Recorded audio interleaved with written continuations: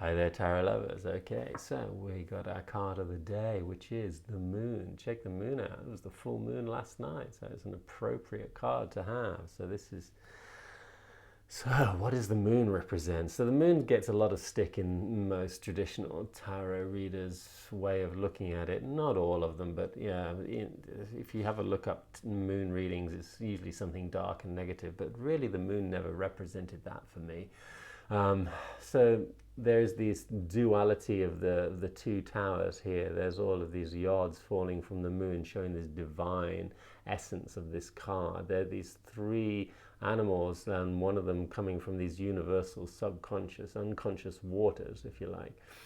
Um, the three animals in this picture, the crayfish coming out of the water represents this instinctive nature we have that's very raw and instinctive inside of us.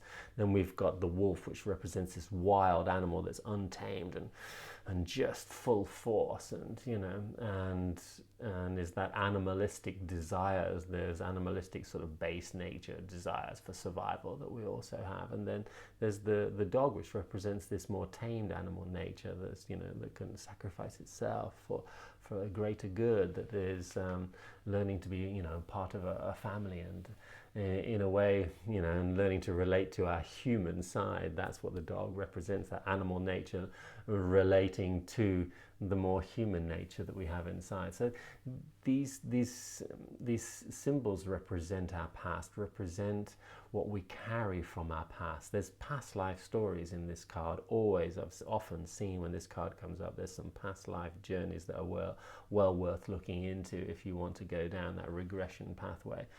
This moon card represents kind of a gateway to our past. It shows us our subconscious. So the moon represents that which is dark and hidden. The nighttime, which is occult, it's a very feminine, watery energy, and the moon governs waters in our planet. So it governs our emotions and the subconscious, hidden and unseen part of ourself, in which lies our programming and our conditioning and all of our past stories. And sometimes the moon comes up to ask us to go back into the past and have a look at the lessons that we may or may not have learned, but we can benefit from diving into deeply. If we dive into the moon, and if we look at our subconscious, if we understand our programming in different levels, if we understand why we picked up on certain of the stories and certain of the ways that our mind and emotions and our body is conditioned to act and react in this world according to our past lessons, then we understand how to be more present in this world. We'll understand about what our attachments are, and it's in lighting up, like the moon lights up in the dark. It's in lighting up our unconscious stories or our subconscious stories that we actually are able to detach or let go of them. We can't really let go of something we don't understand or see, because if we're not seeing how attached we are to it, it's very impossible really to let go. So the moon represents this diving into our past. It represents feeling in our body. It represents touching into that which is more hidden, and the studies of the occult are all about diving into that which is not normally seen about ourselves, and that which is on the inside. And the moon is very much an inward focused story, and it asks us to take a little bit of time to ask ourselves, maybe, hey, where what is my past conditioning? What's going on in my subconscious?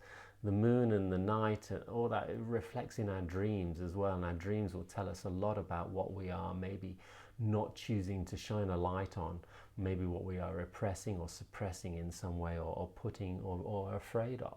The moon represents a lot of our fears, because what we are normally afraid of, we normally don't look towards, we don't look at, we try to hide from it, we push into our shadow. And so the moon represents very clearly this work of the shadow and this need to dive into the darkness in order to find a release, and in order to find really the pathway towards the sun, because that's also represented in this card.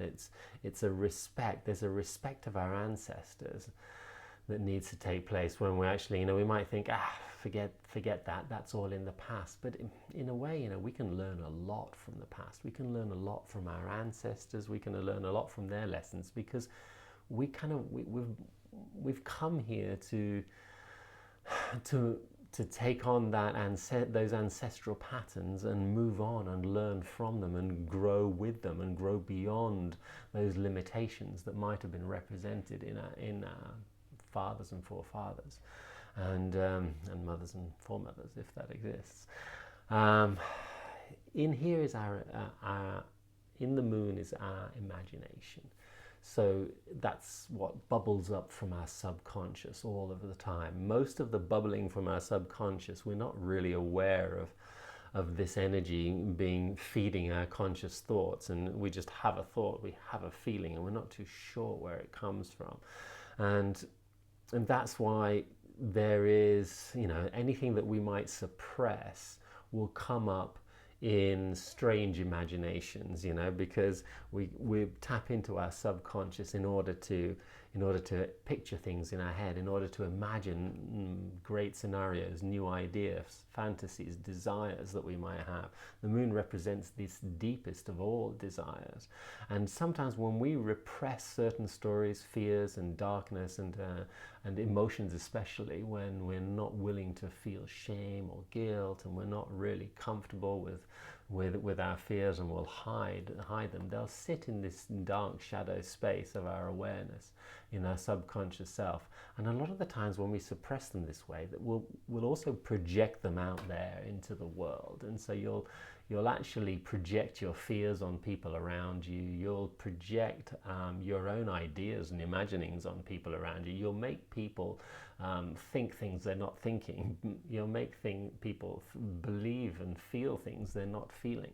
Because a lot of the time when we actually aren't respecting our own feelings, they'll naturally want to bubble up, and we'll throw them out there unconsciously on the world, because we don't want to own them in ourselves. So there's an owning of our past and our history here in this card, which the moon is asking us to do in order to be more conscious in the present moment, in order to be more aware of who we are, and in order to be able to let go of what no longer serves us, and to shift and to transform what we no longer need.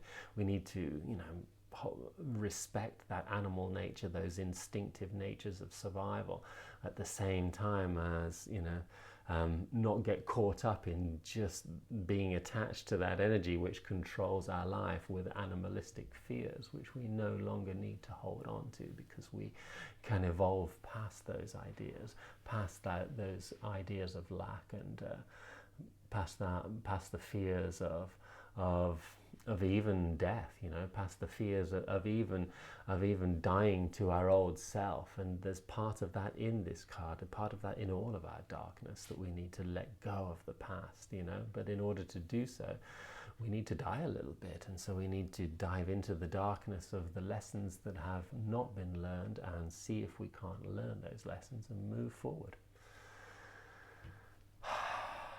I'm going to do a little exercise today with a friend who's going to guide me through a journey into my past as well. So I think this is kind of appropriate for me. And it's a good practice to do. This is a good exercise to do if you have somebody who can help, guide you into understanding your past stories. Hope this is a great message for you. Like and comment if it is, and wish you a fantastic day.